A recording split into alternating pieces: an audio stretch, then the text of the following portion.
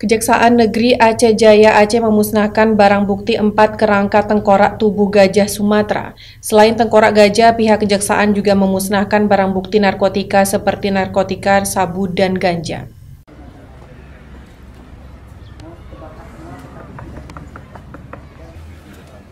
Empat barang bukti kerangka tengkorak gajah Sumatera dimusnahkan oleh Kejaksaan Negeri Aceh Jaya Provinsi Aceh. Tengkorak seperti tulang belakang, tulang paha, tulang rahang, dan 11 telapak kaki gajah dimusnahkan dengan cara dibakar. Barang bukti tengkorak gajah Sumatera ini merupakan kasus yang terjadi pada tahun 2020 lalu.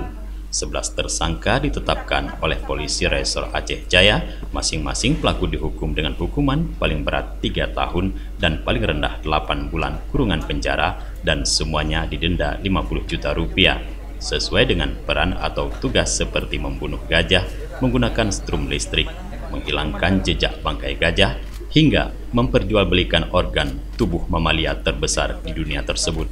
Selain tulang kerangka gajah, petugas juga memusnahkan barang bukti lainnya seperti narkotika jenis sabu-sabu seberat 27,18 gram dan ganja kering seberat 26,8 gram yang telah memiliki kekuatan hukum tetap sejak tahun 2020 sampai dengan 2022.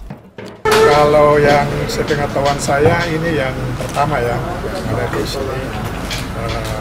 Mudah-mudahan kalau ke depan dalam hukum baik pendidik, umum, pengadilan lebih tingkatkan lagi kesiapannya untuk kalau ada yang anaknya ke sana.